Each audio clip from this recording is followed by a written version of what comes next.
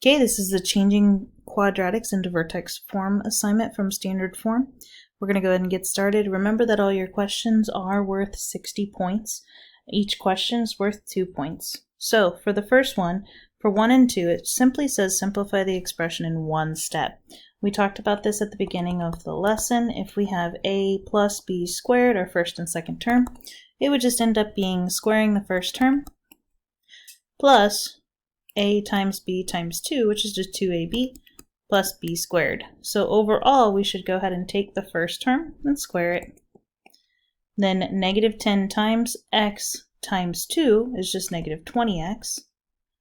And the last step is take that second term, which is just going to end up being negative 10 squared, which is a positive 100. All right, so for our second one, same thing. We're going to do it in one step. Square the first term, so that's going to end up being 16x squared. And then we're going to take both the first and the second term, multiply it together, and multiply by 2. So 3 times 4 is going to give us 12 times 2, which is going to give us 24x. And our last step is to go ahead and square the last term, which is just 9. All right. All right, onward to completing the square. So for 3 through 5, we have to find the value that completes the square, then write the polynomial as a square. So remember our steps for completing the square. We're going to take half of this middle term. So it's just going to be b divided by 2 squared for this middle term. And that's what we need to add. And then we're going to go ahead and create our polynomial. So I'm going to go ahead and write this down so you can see plus, well, hold on, back it up. The first step is to group a and b together. Then we're going to take half of the middle term, so that's just 20 divided by 2, and squaring it, which is going to end up being 10. 10 squared is 100. If we were to rewrite this as a polynomial, remember, same steps as 1 and 2. Okay, if you notice, it's actually going to look a lot like 1, except for instead of a negative sign, it's going to be positive, because we're going to take the first term, and that's just x, and then our last term, which is plus 10, the square root of our last term. And that's going to give us our polynomial. All right, so let's go ahead and take a look at number 4. So looking at number 4, the first step we're going to have to do is we're going to go ahead and factor out the a value. Okay, so group a and b are ax squared plus bx. And then we do need to factor out that 2, so we're going to end up with just 2x squared minus 12 x. Leave some space. Well, just go ahead and put that there. Okay, we're going to take half of our middle term, which is negative 6 divide, oh, no, sorry, I just jumped the gun. Take negative 12 divided by 2, which is negative 6. Okay, negative 6 squared is just going to give us our positive 36.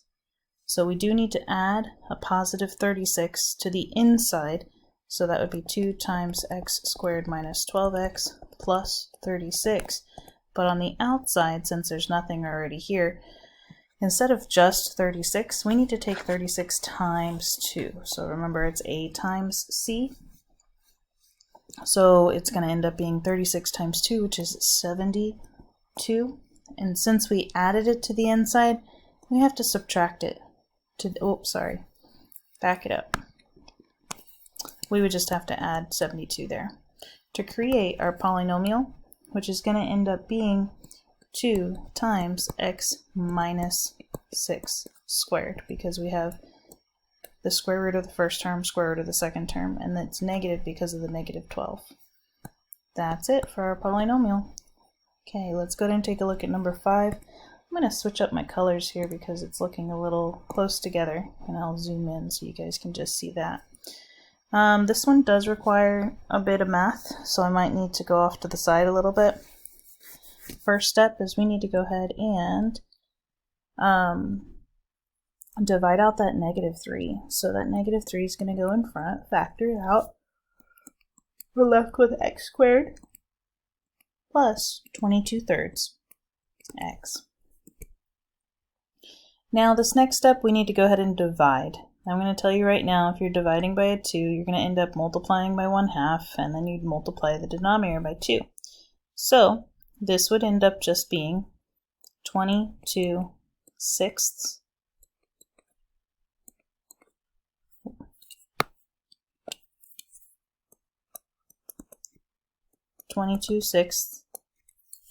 x, or squared. And then we would have to take 22 and 6 and square it. That would give us 484/36 for that value that we're going to have to add. All right. So we would end up with running out of room here. So my next step is going to be -3 times x squared plus 22/3 plus 484/36. Okay, well, remember the next step is to take a times c, so I'm going to go ahead and cheat a little, and I'm going to multiply that. So we're going to end up with 484 times 3, which would be negative. And that would give us 1,452. Divide that by 36. And then I'm going to go ahead and convert the fraction.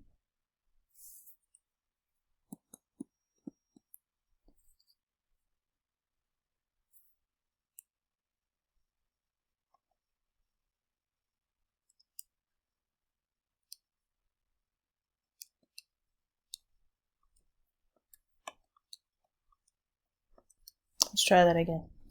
So 1,452 divided by 36, and then it's just going to be 40 1/3, but you multiply the 40 by 3 and add 1, so that would end up giving you -121 divided by 3. Okay, so that would be, and then the polynomial itself is right here.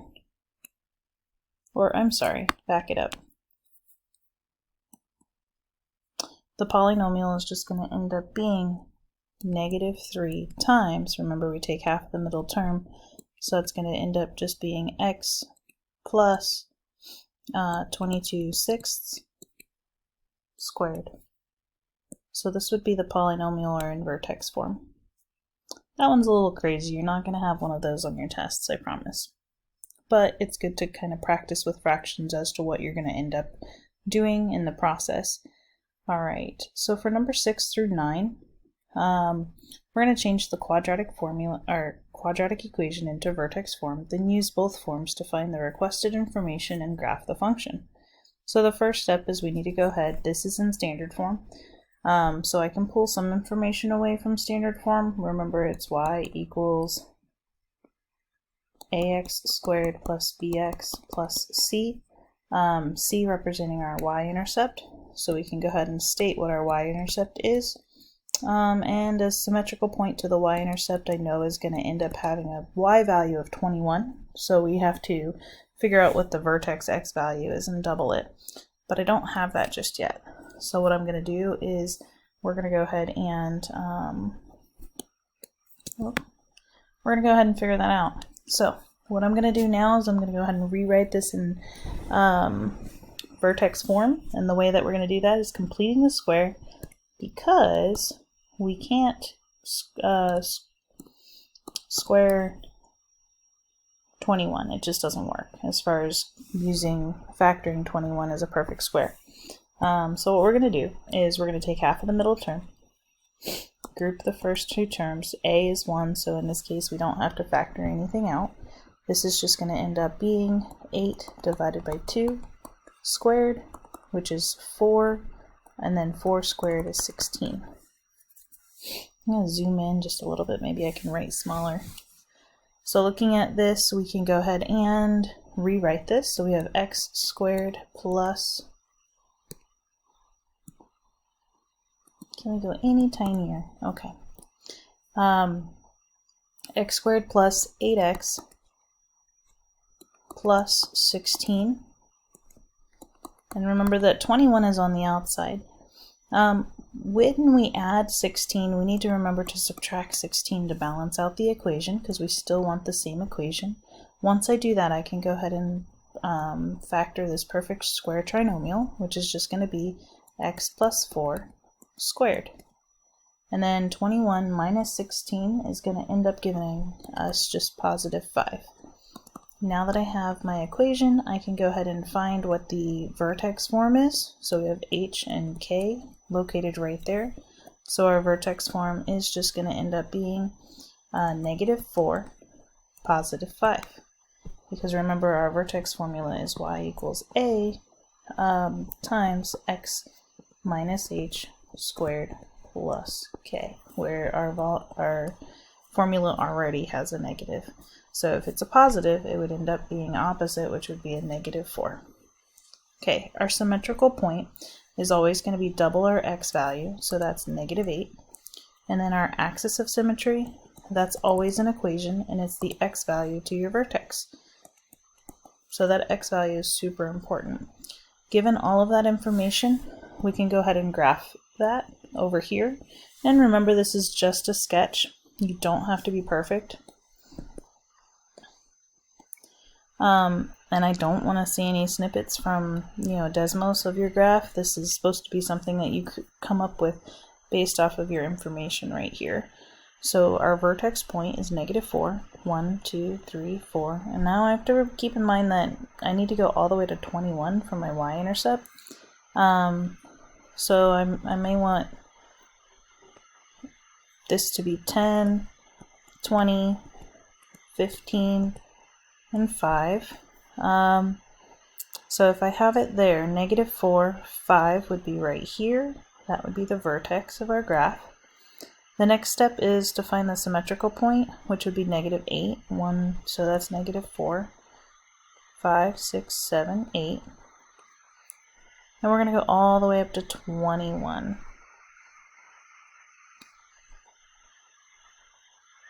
Alright, so the axis of symmetry is going to end up being located right here as a vertical line. And this is just a quick sketch, so it's not perfect. Alright, and there's our graph. I'm going to make sure I label the important information, like negative 4, positive 5, my symmetrical point, negative 8, 21, and 0, 21, my y-intercept. And this is going to end up just being x equals negative 4. Okay, let's go ahead and take a look at the next problem. Here we go. Now with the next problem, we need to go ahead and do the same concept as far as completing the square. I'm going to try to write a little smaller here. Alright, I notice that I do have an a value that I need to factor out. So that's going to be my first step, is I'm going to go ahead and factor out that 5. So that's going to leave us with x squared minus 7x, and then outside would be plus 31. Now what we're going to do is we're going to take half of that middle term, which I can already tell, and I apologize, back it up. I'm being crazy. 30 divided by 5 is going to actually give us 6. That makes things a little easier, because 6 is divisible by 2. So we would end up with, when I complete the square, negative 6 divided by 2 is going to give us 3. 3 squared is going to end up giving us 9. So I have to put 9 on the inside. X squared minus 6x plus 9. Now, I'm not just adding 9, but remember it's 9 times 5. 9 times 5 is 45. Bring down the 31 that's already with our equation here. So if I'm adding 45 to the inside here, I really want to subtract the 45 on the outside to keep this equation balanced. Alright, last step. We're going to go ahead and simplify like terms on the outside. Bring down my scale, which is 5. Factor this perfect square trinomial, which is just going to give you x minus 6 squared, and then add 31 minus 45. which is just minus 14. Now a vertex point on this one, opposite the inside, that's just going to be 3. The outside's negative 14. The y-intercept we can take from the original equation, 0, 31. Our symmetrical point, remember, is always going to be the y value of your y-intercept, and then your x value doubled. So that's 6, 31, and the axis of symmetry is your x value of, whoop, I don't know why I put parentheses around that. Let's try that again, because it's not an ordered pair. It's just going to be x equals 3. Now we have enough information, we can go ahead and graph it. This graph's going to be a little different because I noticed something about my y-intercept is all the way at 31. So if I want that to look pretty even out, I can go ahead and start my my x value or your y values. Make sure I have arrows, x, y. Okay. Looking at this, we have no negative values except vertex point is going to be 3, 1, 2, 3, negative 14. So that's about here. And then we're going to have all the way to 6. So I could extend this a little bit further and say that this is 6, and I'll do that. It looks probably a bit better. Okay. So if this is 6, this is going to be 3, 1, 2, 3, 4, 5, 6. We're going to end up with 3, negative 14. If this is negative 20, negative 10, we're going to have about halfway over. Here we go. And there's 3, negative 14. Next step is the y-intercept. So it's going to be 0, 31. That's all the way up here. And then the next one is 6, 31.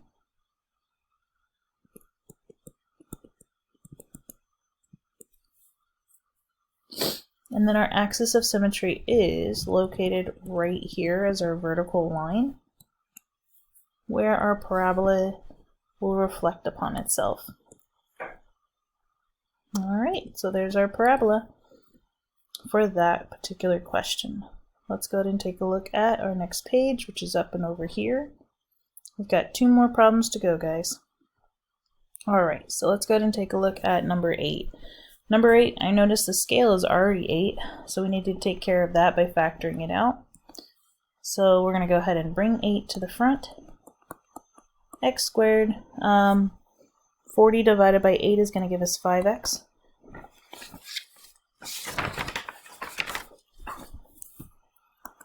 Plus 37. Looking at this, we do need to take negative 5 divided by 2, and we're going to end up with, and I apologize, that should be a positive 5 because the 40 is positive. And we're going to square that. Now, because it's a fraction, I don't want to change it to a decimal. You want to keep it as an improper fraction. This is just going to be 25 fourths because 5 squared is 25, 2 squared is 4. Alright. This is not going to be that pretty, but it's something you guys can do. Now, we're going to go ahead and rewrite this. This is going to be 8x squared plus 40x. Our perfect square, which is not really perfect, it's not pretty, but it's perfect, is that 25 fourths plus 37, plus, and then we need 25 fourths times 8, which we're going to take 25 and multiply by 8. That's going to give us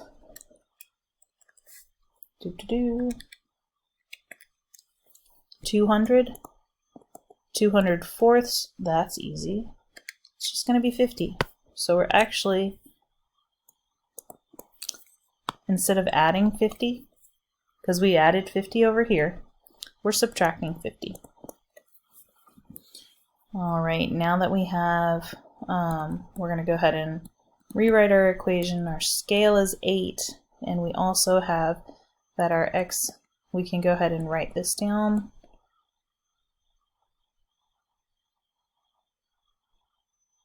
Hold on, sorry. Where did the 40 come from? I'm sorry, I had a typo. We need to bring down this 5x because we need half of our middle number, which would just be 5/2 squared, and then 37 minus 50. There we go. Apologize for that. There is our vertex form. So we can go ahead and take h and k from our original equation here. Our vertex point is going to be opposite h. So that is -5/2, comma, negative 13. Then for our y-intercept, this is where it crosses the y-axis. That's just going to be 0, 37. Our symmetrical point is going to end up being our y value doubled, which in this case, because it's divided by 2, that part would cancel out and you'd be left with just -5, 37. And our axis of symmetry is going to be our x value to our vertex point. So it'd be x equals -5/2. All right, so looking at the graph, this is x, this is y. We're going to go ahead and plot these points so we can go ahead and see what our parabola looks like. So our vertex point is -5/2. My highest value I need in the negative direction is going to be -5. I need to go all the way to 37, so maybe make that 40 as your scale of 10. Kind of off a little bit here, but not too much. And my vertex point has to go all the way to -13. So I'm going to make the -10 here, -20. 13 is going to be about here. And so we have 5. 1, 2, 3, 4, 5. And I need to make it between 2 and 3 because my vertex point in this case is 5/2, which is 2.5. So 2.5 to about -13 is where my vertex is.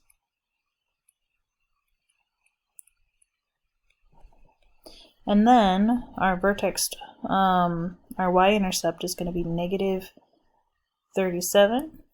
I'm sorry, 0, +37. And then we have -5 for the symmetrical point, 37. Now we have also our axis of symmetry, which is x equals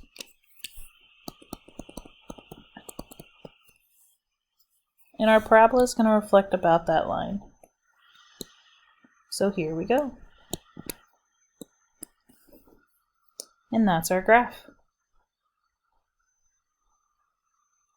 Let's go ahead and take a look at number 9. Now with number 9, we do have a scale of -1, so we need to go ahead and make sure we go ahead and divide out that -1.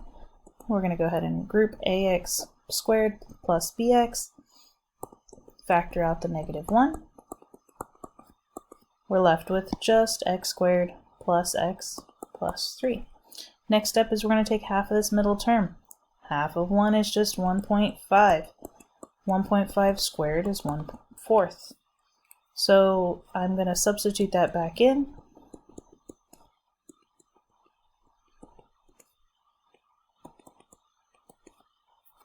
Now remember, you're not just adding a 1/4, you're adding a negative times 1/4. So we're really subtracting 1/4 on this side. So on the outside we have to add it back in so that we keep this equation balanced. In this one, it's okay to keep it as a mixed number because when we're graphing this, 3 1/4 is easier than 3/4. I'm sorry, when we add this, we would have to find a common denominator, and then that would be 12, and this would end up being 13/4. And that's kind of hard to graph. So when you are writing this in factored form, or in vertex form, it's okay to write it in mixed number. Half of your middle term is 1/2 squared. And then your negative scale is going to go on the outside. And that should affect everything going on here. So we do have a y-intercept is based off of your your standard form, so that's just going to be 0, 3, and our vertex point is -1/2, opposite the inside, 3 1/4. Our symmetrical point to the y-intercept is going to be the -1/2 doubled. When you double a half, it becomes a whole, and you're left with -1, 3. And then our axis of symmetry is just x equals 1/2. Here's our graph. Our largest, whoops, didn't mean to move the graph. Our largest y value is going to be 3, so I'll go ahead and put that right there. And then our symmetrical point is going to just end up being -1, so we need to remember that our scale, if I were to go to -1, our graph is going to be super tiny, and it would actually go in the negative direction. So instead of making that -1, I'm going to expand this so that -1 is way over here, and this is -0.5 or -1/2, because our graph is going to be expanded on this one. All right. So for our first one is our symmetrical point to, or I'm sorry, the vertex point, which is -1/2, 3 1/4. So we're going to go up here. Should have included 4.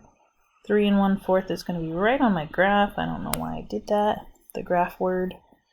And then our y-intercept is 0, 3. Our symmetrical point is -1, 3. And our axis of symmetry is -1/2. Kind of missed the -1/2 there a little bit. Okay, but our graph is going to be graphed down because it does have a negative scale. All right. So it's gonna, yours is gonna look totally different than mine. That's okay. Which form of the quadratic equation, factored, vertex, standard form, directly gives the y-intercept of the function? This would be standard form. Okay, which directly involves the x-intercepts? Factored form. And the last one, which quadratic equation directly gives the vertex point? So when we're looking at the vertex point, it's going to be the vertex equation. All right.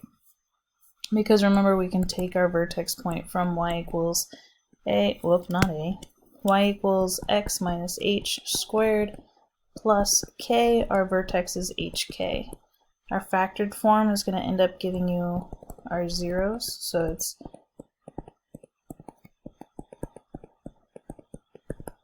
0, 1, 0, 2. Those are the x-intercepts of where it crosses the x-axis. Now with standard form, it's always going to be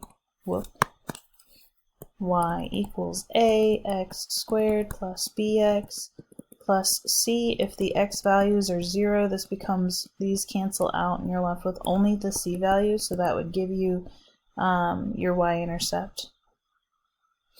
So that would, I don't want to put it like that because I didn't do it in class, but that would be your y-intercept. All right, that's it for the homework. If you have any other questions, please let me know.